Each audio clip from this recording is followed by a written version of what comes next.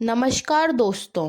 तो आज के लेक्चर में हम समझेंगे सिविल प्रक्रिया संहिता की धारा 60। सिविल प्रक्रिया संहिता की धारा 60 एक बहुत ही महत्वपूर्ण धारा है जो हमें यह बताती है कि निर्णित ऋणी के विरुद्ध पारित डिक्री के निष्पादन में उस निर्णित ऋणी की जो संपत्ति होती है उस संपत्ति में से क्या क्या कुर्क किया जा सकता है और क्या क्या विक्रय किया जा सकता है।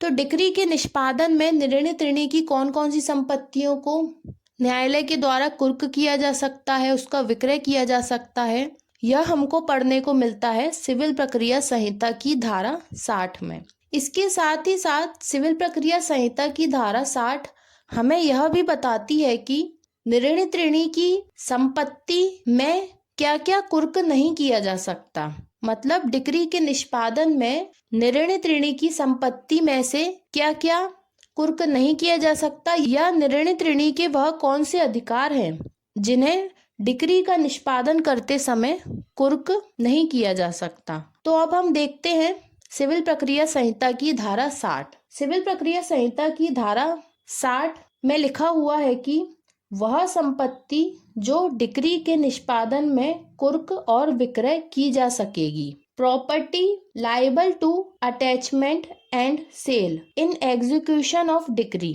तो धारा 60 की उपधारा 1 में निम्नलिखित संपत्तियां बताई गई हैं जिन्हें कुर्क और विक्रय किया जा सकता है, और इसी के अपोजिट जो धारा 60 की उपधारा 1 का परंतु दिया गया है उसमें हमें उन संपत्तियों और उन अधिकारों को बताया गया है जिन्हें कुर्क और विक्रय नहीं किया जा सकता।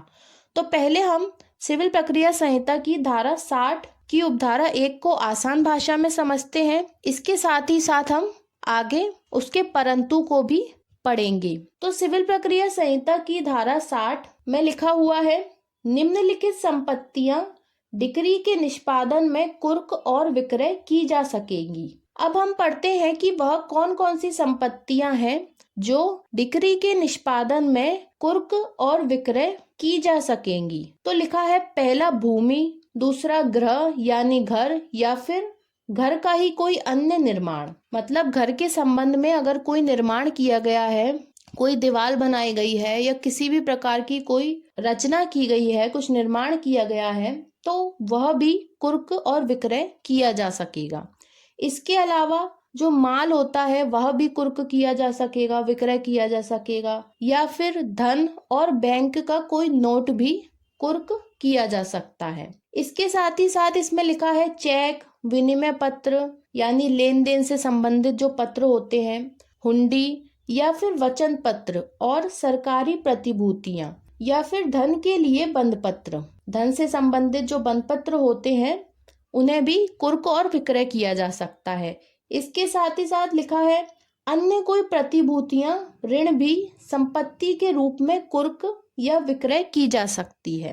तो इस प्रकार से हमें पता चलता है कि यह सब जो 8-10 पॉइंट या 8-10 चीजें दी हुई हैं इन्हें ही कुर्क और विक्रय किया जा सकता है। आगे लिखा है निगम अंश और इसके अलावा उसके सिवाय जैसा इसमें इसके पश्चात इसके बाद वर्णित है, इसके बाद जो दिया गया है वह भी कुर्क और विक्रय किया जा सकता है। तो ऐसी विक्रय की जा सकने वाली अन्य ऐसी सभी जंगम या स्थावर संपत्ति जो निर्णित ऋणी की है, तो विक्रय की जा सकने वाली जो जंगम या स्थावर संपत्ति है जो स्वयं निर्णित ऋणी की है या जिस संपत्ति पर या जिसके लाभों पर वह ऐसी व्ययन यानी ट्रांसफर करने की शक्ति रखता है, या फिर या तो वह संपत्ति उसकी निर्णित ऋणी की स्वयं है या फिर उसके उस संपत्ति पर या उसके लाभों पर वह ट्रांसफर करने का अधिकार रखता है, यानी उसके लाभों का वो प्रयोग करता है जिसे वह अपने फायदे के लिए प्रयोग कर सकता है। आगे लिखा हुआ है जिसे वह अपने फायदे के लिए प्रयोग कर सकता है, चाहे वह संपत्ति उस निर्णित ऋणी के नाम में धारित हो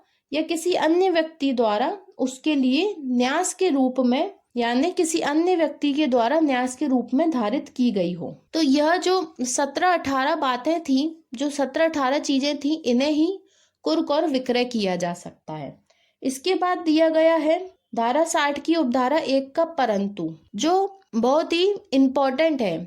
जिसमें हमें यह बताया गया है कि वह कौन कौन सी संपत्तियां या अधिकार हैं या वेतन का वह कौन सा भाग है जिसे कुर्क और विक्रय नहीं किया जा सकता।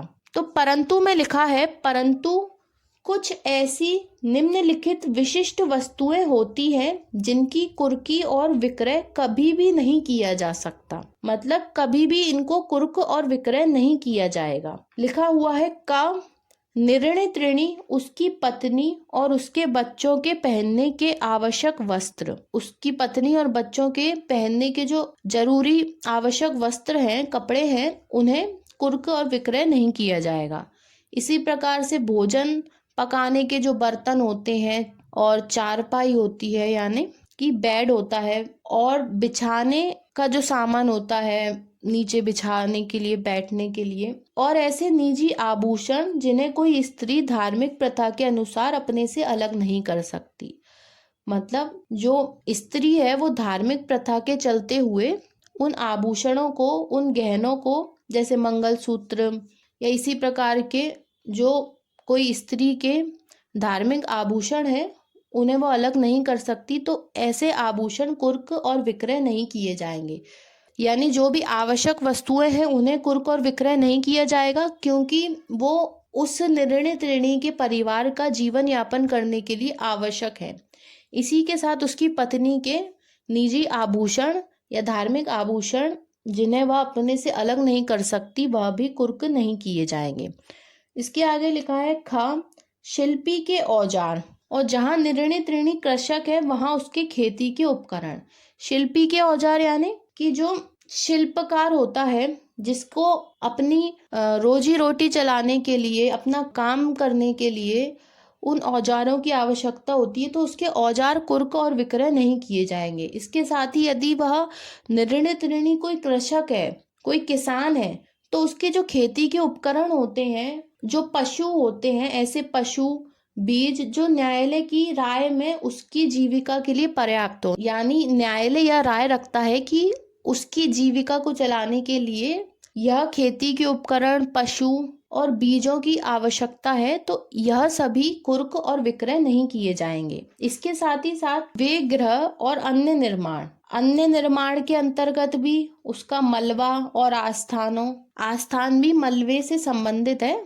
आस्थानों के तथा उनसे अव्यवहित रूप से अनुलंघन, यानी उनसे किसी भी प्रकार से अव्यवहित रूप से अनुलंघन यानी जुड़े हुए, उनके उपभोग के लिए आवश्यक भूमि के सहित, और उनके उपभोग के लिए आवश्यक भूमि, जो उनके उपयोग करने के लिए, यूज करने के लिए जो आवश्यक भूमि है उसके सहित, जो कृषक या श्रमिक या घरेलू नौकर के हैं और उसके अधिभोग में है।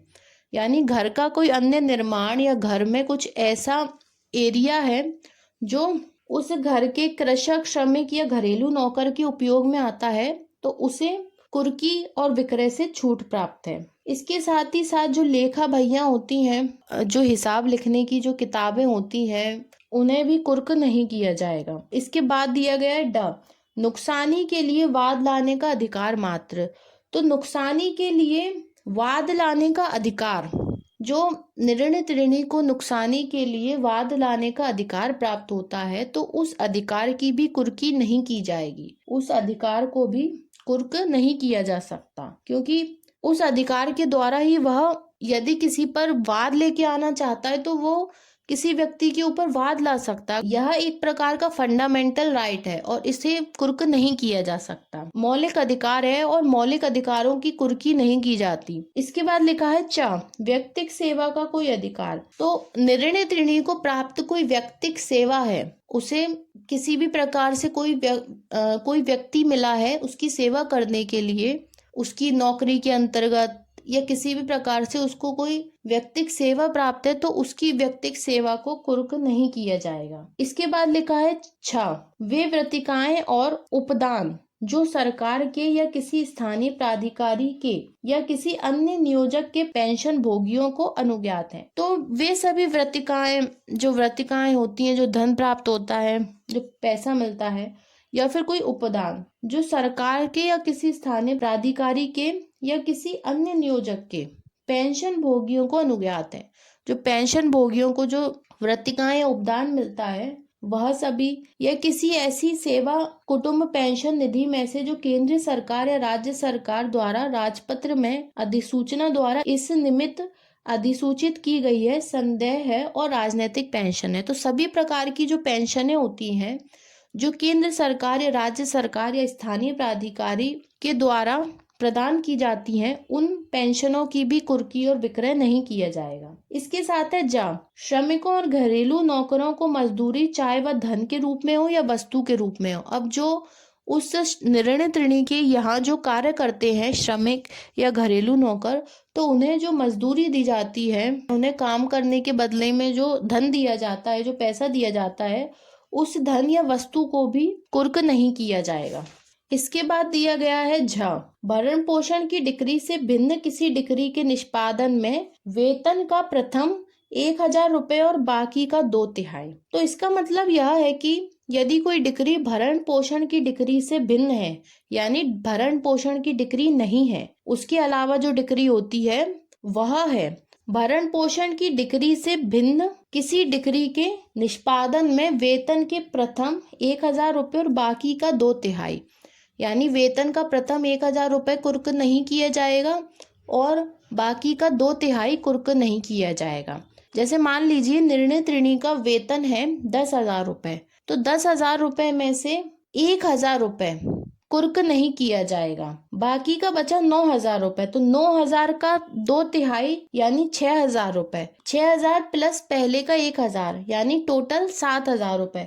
तो 7,000 रुपए हम कुर्क नहीं करेंगे, उसके अलावा जो रकम बचेगी वो कुर्क की जा सकेगी। परंतु यहाँ पर भी एक परंतु दिया गया है, परंतु जहाँ ऐसे वेतन के प्रभाव का जो कुर्क किया जा सकता है कोई भाग कुल मिलाकर 24 मास की अवधि तक लगातार या आंतरिक रूप से कुर्क रहा है। मतलब जो वेतन का जो प्रभाव था जिसे कुर्क किया जा सकता था, 10,000 रुपए वेतन था तो 10,000 में से 7,000 कुर्क नहीं कर सकते, बाकी के 3,000 कुर्क किए जा सकते हैं। तो इस तरीके से परंतु में लिखा हुआ है कि परंतु जहां ऐसे वेतन के प्रभाव का जो कुर्क किया जा सकता है, यानी 3,000 रुपए कुर्क किए जा सकते हैं, कोई भाग मतलब 3,000 रुपए, तो 3,000 रुपए को कुल मिलाकर 24 मास की अवधि तक लगातार रूप से या आंतरिक रूप से कुर्क रहा है, या तो लगातार उसको कुर्क किया गया है 3,000 रुपए को, या फिर कुछ कुछ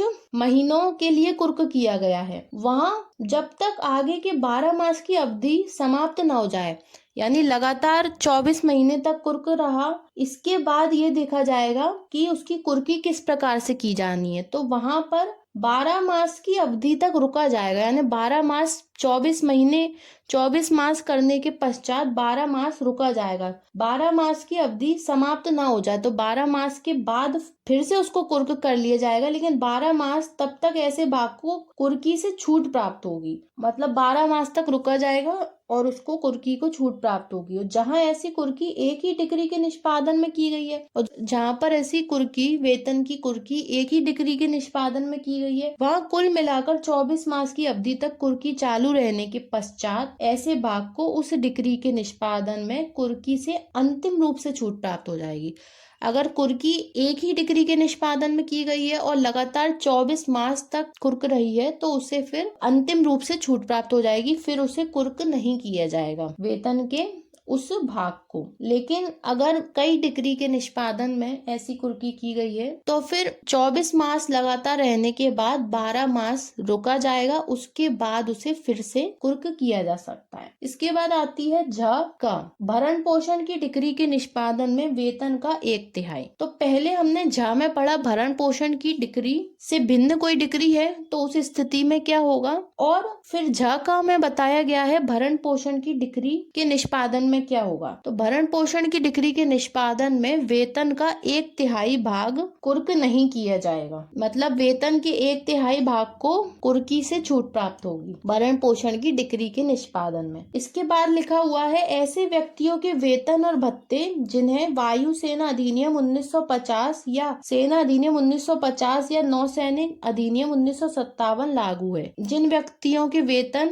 और भत्ते इन अधिनियमों के अधीन प्राप्त होते हैं उन्हें उन्हें कुर्की से छूट प्राप्त होती है। इसके बाद यह ट, किसी भी ऐसी निधि में के या उससे व्युत्पन्न जिसे भविष्य निधि अधिनियम 1925 तत्समय लागू है सभी अनिवार्य निक्षेप और अन्य राशियां जहां तक कि उसके बारे में उक्त अधिनियम द्वारा यह घोषित किया गया है कि वे कुर्क नहीं की जा सकेंगी। तो कोई भी ऐसी निधि जिस पर भविष्य निधि अधिनियम लागू है तो उसकी सभी अनिवार्य निक्षेप या अन्य राशियां जहां तक कि उनके बारे में उक्त अधिनियम द्वारा ये घोषित किया गया है कि उन्हें कुर्क नहीं किया जाएगा, छूट प्राप्त है, तो ऐसी सभी राशियां कुर्क नहीं की जाएंगी। इसके बाद लिखा हुआ है ट, किसी ऐसी निधि में के या उससे व्युत्पन्न जिसे लोक भविष्य निधि अधिनियम 1967 तत्समय लागू है सभी निक्षेप और अन्य राशियां जहां तक कि उसके बारे में उक्त अधिनियम द्वारा यह घोषित किया गया है कि वे कुर्क नहीं की जाएंगी। तो लोक भविष्य निधि अधिनियम के द्वारा भी यदि कोई राशि बताई गई है कि वो कुर्क नहीं की जाएगी तो उसे कुर्की से छूट प्राप्त होगी। इसके बाद यह ठ, निर्णित ऋणी के जीवन पर बीमा पॉलिसी के अधीन संदेह सभी धन, अगर निर्णित ऋणी ने जीवन बीमा पॉलिसी करवा रखी है तो उसके अधीन यदि धन दिया जाता है तो उस सभी संदेह धन को छूट प्राप्त है। इसके बाद है ट, किसी ऐसे निवास भवन के पट्टेदार का हित जिसको भाटक और वास सुविधा के नियंत्रण से संबंधित तत्समय प्रवृत्त किसी विधि के उपबंध लागू है। तो कोई ऐसा निवास भवन जिसमें पट्टेदार का हित है जिसको भाटक और वास सुविधा के नियंत्रण से संबंधित तत्समय प्रवृत्त किसी विधि के उपबंध लागू है। तो कोई ऐसा भवन है जिसमें पट्टेदार का हित है और उसमें जो भाटक और वास सुविधा प्राप्त होती है या उसके नियंत्रण में है तो उससे संबंधित तत्समय प्रवृत्त किसी विधि के उपबंध जो लागू होते हैं तो ऐसे सभी हितों पर, ऐसे सभी पट्टेदार के ऐसे सभी हितों को छूट प्राप्त है। तो पट्टेदार को प्राप्त सभी प्रकार के भाटक से संबंधित और वास सुविधा के नियंत्रण से संबंधित जो लाभ होते हैं, जो हित प्राप्त होते हैं, उन्हें छूट प्राप्त है। इसके बाद है ठ, सरकार के किसी सेवक की या रेल कंपनी या स्थानीय प्राधिकारी के सेवक की उपलब्धियों का भाग रूप ऐसा कोई भत्ता, उनको कोई उपलब्धि, कोई भत्ता प्राप्त है जिसके बारे में समुचित सरकार राजपत्र में अधिसूचना द्वारा यह घोषित कर चुकी है कि वह कुर्की से छूट प्राप्त है।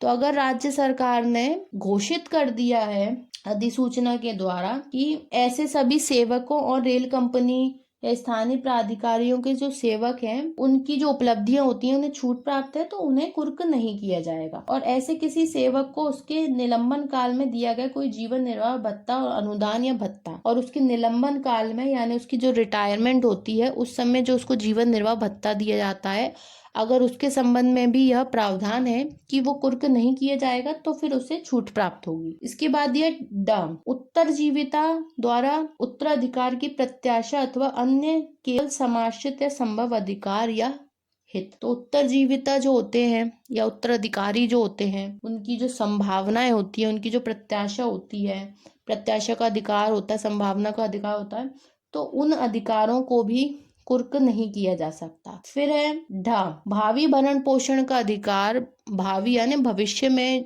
यदि भरण पोषण प्राप्त होने वाला है तो उसका अधिकार, उस भरण पोषण को प्राप्त होने का अधिकार भी कुर्क नहीं किया जा सकेगा। इसके बाद है ण, ऐसा भत्ता जिसके बारे में किसी भारतीय विधि ने यह घोषित किया है कि वह डिक्री के निष्पादन, कुर्की या विक्रय के दायित्व से छूट प्राप्त है। तो ऐसा कोई भत्ता है जिसके लिए भारतीय विधि ने यह घोषित किया है कि उसे छूट प्राप्त है तो उसे कुर्क नहीं किया जाएगा। इसके बाद है ता, जहाँ निर्णित ऋणी कोई ऐसा व्यक्ति है जो भू राजस्व के संदाय के लिए दायी है, वहाँ कोई ऐसी जंगम संपत्ति है जो ऐसे राजस्व की बकाया की वसूली के लिए विक्रय से ऐसी विधि के अधीन छूट प्राप्त है जो उसे तत्समय लागू है। तो इसमें लिखा है निर्णित ऋणी या कोई ऐसा व्यक्ति है जो भू राजस्व के संदाय के लिए दायी है, यानी इसको जो टैक्स है, भू राजस्व है, भूमि कर है, उसका भुगतान करना चाहिए, भूमि कर का। तो भू राजस्व के संदाय के लिए अगर कोई ऐसी जंगम संपत्ति है जो ऐसे राजस्व की बकाया की वसूली के लिए, मतलब जो राजस्व बकाया है उसका वसूल करने के लिए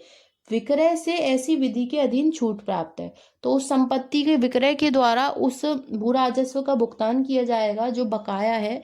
तो ऐसी संपत्ति को भी ऐसी विधि के अधीन छूट प्राप्त है जो उससे तत्समय लागू है। तो यह थी सिविल प्रक्रिया संहिता की धारा 60 की उपधारा 1। इसी के साथ इसमें स्पष्टीकरण दिए गए हैं, जिन स्पष्टीकरणों के द्वारा हमें कुछ शब्दों को स्पष्ट किया गया है, जैसे स्पष्टीकरण जो 1 है उसमें ये बताया गया है कि वेतन का कौन सा प्रभाव कब कुर्क किया जा सकता है और कब उसको कुर्की या विक्रय से छूट प्राप्त है। जैसे खंड 6 ज झ क ड़ ठ और ड़ में वर्णित वस्तुओं के संबंध में जो संदेय धन है, जो धन को दिया जाना है, तो उस धन को संदेय से पहले और पश्चात कुर्की और विक्रय से छूट प्राप्त है। और वेतन की दशा में उसका कुर्की योग्य प्रभाव उसकी वस्तुतः संदेय होने से पहले या पश्चात कुर्क किया जा सकता है। तो उसको वेतन भुगतान होने से पहले या पश्चात कुर्क और विक्रय किया जा सकता है। इसके बाद है स्पष्टीकरण 2।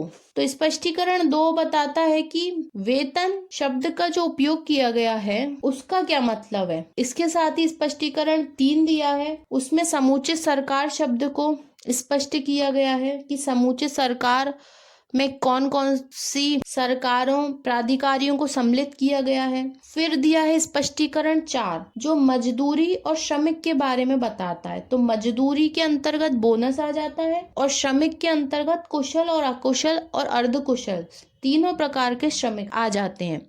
इसके बाद दिया है स्पष्टीकरण 5 जो हमें कृषक के बारे में बताता है। तो कृषक का मतलब है जो स्वयं खेती करता है और जो अपनी जीविका के लिए कृषि भूमि पर ही निर्भर है, चाहे वो स्वामी के रूप में हो या अभिदारी यानी किराएदार के रूप में या भागीदार या कृषि श्रमिक के रूप में, मतलब किसी भी प्रकार से वो पूरी की पूरी रूप से कृषि धन पर ही निर्भर है। फिर आता है स्पष्टीकरण 6 जो हमें स्पष्टीकरण 5 में दिए गए कृषक शब्द की परिभाषा में कृषक स्वयं खेती करने वाला कब समझा जाएगा इसके बारे में बताता है। तो स्वयं खेती करने का मतलब है अपने श्रम द्वारा करता है या अपने कुटुंब के कोई सदस्य के द्वारा करता है या नगद या वस्तु के रूप में किसी से करवाता है, मतलब किसी को मजदूरी देता है, संदेय मजदूरी सेवकों द्वारा खेती करवाता है। तो इस तरीके से जो भी खेती करता है उसे कृषक माना जाता है। इसके बाद आती है धारा 60 की उपधारा 1 का जो बोलती है कि तत्समय प्रवृत्त किसी अन्य विधि में किसी बात के होते हुए भी वह करार जिसके द्वारा वह व्यक्ति इस धारा के अधीन छूट के फायदे का अधित्याजन करता है, यानी उसको जो संपत्ति की कुर्की या किसी अधिकार की कुर्क किए जाने से विक्रय किए जाने से छूट प्राप्त है उसको अधित्यजन करता है, त्यागता है। तो निर्णित ऋणी के द्वारा किसी अन्य व्यक्ति के साथ ऐसा कोई अधित्यजन का करार किया जाता है, ऐसा करार शून्य होगा, शुरू से ही शून्य होगा, क्योंकि कोई भी निर्णित ऋणी डिक्री के निष्पादन में उसकी संपत्ति को जो कुर्की से छूट प्राप्त है उसे त्याग नहीं सकता, किसी भी स्थिति में उसे त्याग नहीं सकता। इसके बाद आती है धारा 60 की उपधारा 2 जो हमें बताती है कि इस धारा की किसी भी बात के बारे में यह नहीं समझा जाएगा कि वह किन्हीं ऐसे ग्रहों या अन्य निर्माणों को, तो इसके अंतर्गत क्या क्या आता है, मलबा, आस्थान तथा उससे अवयवित रूप से यानी किसी अन्य प्रकार से अनुलंघन जुड़े हुए और उसके उपयोग के लिए आवश्यक भूमि के सहित ऐसे कोई गृह निर्माण आस्थान भूमि के भाटक के लिए डिक्री के निष्पादन में कुर्की या विक्रय से छूट देती है। मतलब इसमें जो बताया गया है केवल उन्हीं को छूट प्राप्त है, किसी अन्य भूमि, अन्य निर्माण या आस्थान जो कि निर्णित ऋणी के उपभोग के लिए आवश्यक है, केवल उन्हीं। तो धारा 2 में बताया गया है कि केवल उन्हीं गृह या अन्य निर्माण मलबों और आस्थानों को डिक्री के निष्पादन में कुर्की से छूट प्राप्त है जो निर्णित ऋणी के उपभोग के लिए आवश्यक है। तो आवश्यक भूमि को ही छूट प्राप्त है, किसी अन्य गृह निर्माण आस्थान भूमि के भाटक के लिए डिक्रियों के निष्पादन में कुर्की से किसी भी प्रकार की कोई छूट प्राप्त नहीं है। तो यह थी सिविल प्रक्रिया संहिता की धारा 60 जो हमें बहुत ही विस्तार पूर्वक यह बताती है कि वह कौन कौन सी संपत्तियां या अधिकार हैं जिन्हें कुर्क और विक्रय किया जा सकता है और वह कौन कौन सी संपत्ति और अधिकार हैं जिन्हें न्यायालय के द्वारा कुर्क और विक्रय नहीं किया जा सकता। और इसके साथ ही साथ ना ही यदि निर्णित ऋणी चाहे भी तो उस छूट को कुर्की से प्राप्त उस छूट को अधित्याग नहीं कर सकता, मतलब ना तो न्यायालय के द्वारा उस संपत्ति या अधिकार को कुर्क किया जा सकता है और ना ही निर्णित ऋणी के द्वारा त्याग कर उसे कुर्क या विक्रय किया जा सकता है। तो जो त्यागने वाला जो पॉइंट है वो हमें मिलता है धारा 60 की उपधारा 1 का में। धारा 60 की उपधारा 1 का को 1976 में संशोधन के द्वारा जोड़ा गया है। तो यह थी सिविल प्रक्रिया संहिता की धारा 60। अब मिलते हैं अगले लेक्चर में। धन्यवाद।